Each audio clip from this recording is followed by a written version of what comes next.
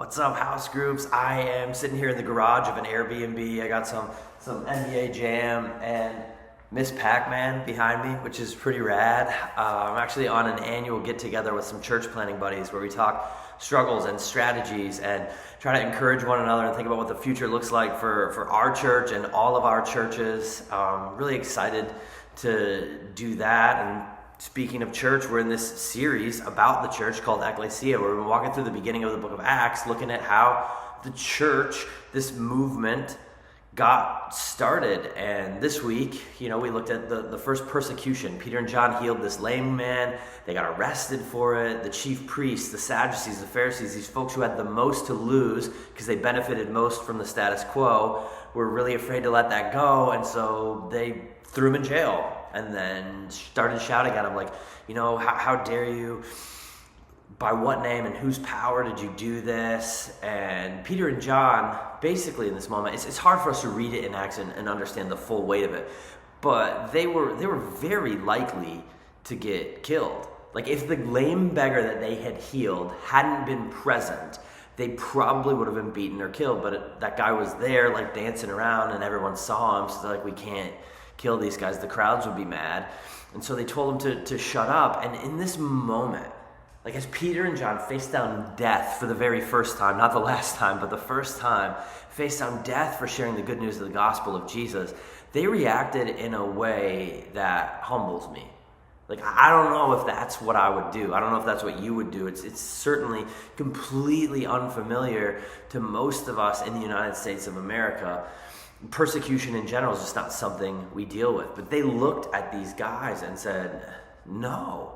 We can't be quiet about this. We can't stop caring about this. We can't not talk about Jesus because we know that he's the hope of the world. And Peter even quoted Psalm 118, this psalm about the Messiah, and said, Jesus is the cornerstone the builders rejected.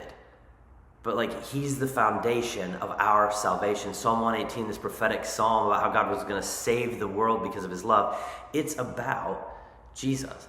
And when Peter quoted that, he kind of came for everybody else's cornerstone. Like, every one of us in life has a cornerstone. We have some value system, some idea, some center upon which our entire life is built. In our world, that could be wealth or success or family or a moral code. It could be any number of things, but all of us have one. And what Peter was saying to the Sadducees and the Pharisees and the priests and the entire crowd was, unless your life is built on Jesus, your cornerstone will fail. Because that thing you love most, that thing that is your foundation, is something you're always going to be afraid to lose. You're afraid to lose it because you have it based on your performance. And if you fail, you might lose it. You might lose your family. You might lose your job. You might lose your wealth. All of it is a bad foundation upon which to build your life. But we don't have to be afraid of losing Jesus because we didn't earn him in the first place. And so when we build our lives on him, we can speak and live boldly. I talked about this on Sunday, but boldness is behavior based on belief. It's a way we live when we believe that something is true. When we really believe that the gospel's true. Like, if we believe Jesus stepped out of eternity into the human story and gave his life for us, then we can live differently, even in the middle of a culture that pressures us to conform. And it's wild to me that we feel that pressure, because I feel like I do. We feel the pressure to not, be bold about the gospel or not ruffle anybody's feathers because people might not like it. And then you go back and read Acts and you're like, yeah, people didn't just not like it. They threatened these guys with death. And on the back end of that, what those guys prayed for was even more boldness. I just feel like on the back end of a bunch of people telling me, we're going to kill you if you talk about Jesus again, I would have hit my knees and been like, God, please keep me safe. God, please protect me from them. God, please make me comfortable. I feel like most of us would. But these guys were like, God, they threatened our lives.